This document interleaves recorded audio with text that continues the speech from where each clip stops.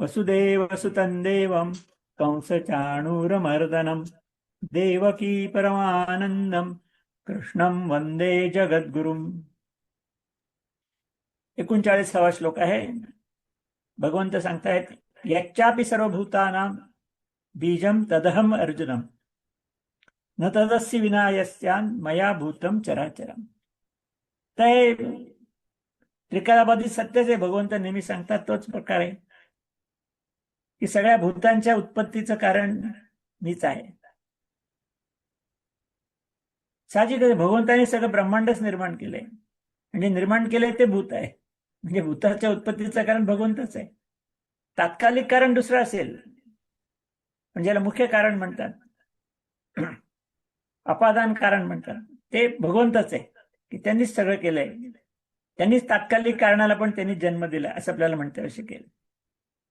आणि म्हणून त्याच्यामुळे म्हणून या चराचरामध्ये ते लक्षात, चर आणि अचर दोन्ही गोष्टी आहेत. सजीव निर्जीव म्हणतो तसं चर आणि अचर, हालचाल करणाऱ्या आणि स्थिर असणाऱ्या, हे सगळ्यांमध्येच असं एकही भूत नाही की ज्याच्यामध्ये जे माझ्याशिवाय आहे. तोच मुद्दा पुन्हा खुलासा केला दुसऱ्या बाजूने की सगळ्या गोष्टीचं निर्माण केल्यामुळे प्रत्येक भूतामध्ये मी आहेच. पण पुढच्या याच्यात ते म्हणणार आहे की काही याच्यात मी जास्ती प्रमाणात आहे आणि ती विभूती आहे. म्हणून ते पुढे म्हणतात 40वा श्लोक, नान्तोस्ति मम दिव्यानां विभूतीनां जन परंतप एष तुद्देशतः प्रोक्तो विभूतेर्विस्तरो मया. ते म्हणतात की अशा प्रकारे बऱ्याच विभूती सांगून झाल्या. बऱ्याच मध्ये किती 82 विभूती सांगितल्या आतापर्यंत. 82 प्रकारच्या विभूती सांगितल्या भगवंतांनी. आणि ते म्हणतायत की अंतच नाही माझ्या विभूतींना. हे परंतपा म्हणजे दुसऱ्यांना त्रास देणारा अर्जुन अशा अर्थाने, हे अर्जुना माझ्या विभूतीला अंतच नाहीये. अजून विस्तार तुला सांगितला जो काय 82 विभूतींचा आहे, तुला माहिती होण्याकरता सांगितलं. पण थोडक्यात असं म्हणायचं त्यांना. असं नाही तर तसा अंत नाही, कारण असं आहेच. हे सगळ्यांना एक लक्षात येतं की जे असामान्य आहे, सामान्यांपेक्षा काहीतरी चांगलं आहे आणखी, ते भगवंताची विभूती आहे. म्हणजे त्यांचे आपल्या योगाच्या परिभाषेत त्यांची कुंडलिनी थोडी जागृती असं म्हणता येईल. जरा सामान्यांपेक्षा जास्ती जागृती आहे कुंडलिनी, त्या सगळ्या विभूती आहेत. आणि म्हणून हा सगळा खुलासा पुढच्या 2 श्लोकात भगवंत करतायत. पुढचे 2 श्लोक शेवटचेच आहेत या अध्यायातले. 41वा आहे, यद यद विभूतिमत सत्वम श्रीमद ऊर्जितमेव वा तत् देवावगच्छत्वम मम तेजोश संभवम. थोडक्यात भगवंत सांगतात विभूती काय याचा उल्लेख करतायत की जी जी ऐश्वर्ययुक्त आहे, कांतीयुक्त आहे आणि शक्तियुक्त आहे. तसं माझं प्रत्येक प्राणी हा आहेच, पण ह्याच्यामध्ये जास्ती प्रमाणात आहे की ऐश्वर्ययुक्त आहे, कांतीयुक्त आहे, तेज आहे म्हणजे, आणि शक्ती पण आहे जास्ती प्रमाणात. ती तू माझ्या तेजाच्या अंशाची अभिव्यक्ती समज असं भगवंत म्हणतात. कारण भगवंताचं तेज मोजता नाही येणारच आहे. ती जी शक्ती आहे, परमात्मा शक्ती, ती म्हणजे संख्येचा विचार केला तर ते अनंत आहे. त्याला अंतच नाही, इतके प्रचंड आहे. खोलीचा विचार करा, डेप्थ, तर ती अगाध आहे, ती पण नमोजता येणार नाही.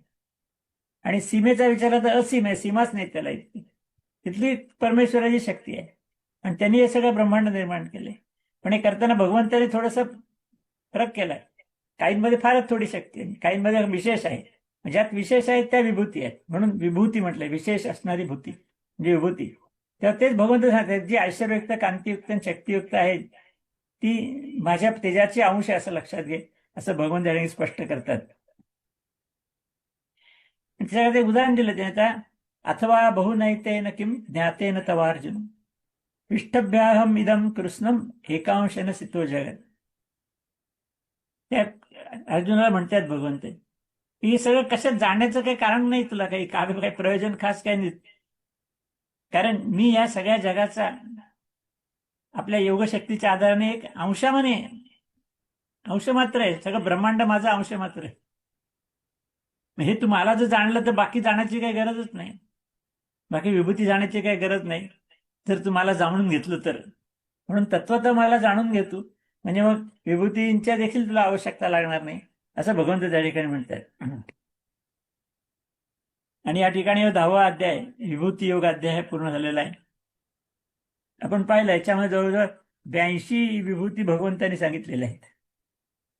आणि तरी ते म्हणतात की आम्ही थोड्याशा सांगितल्या, काही महत्वाच्या म्हणून तुझ्याकरता खास सांगितलं असं अर्जुनाला म्हणतात. ह्याच्यापेक्षा पुष्कळ आहेत. म्हणजे आपल्या सामान्य परिभाषेत मला तसं म्हणता येईल की जे काय असामान्य आहे दिसतं आपल्याला. आणि सर्वसामान्य त्यात परमेश्वराचा अंश आहे, पण तो सर्वसामान्य प्रमाणात आहे, कमी आहे खूप.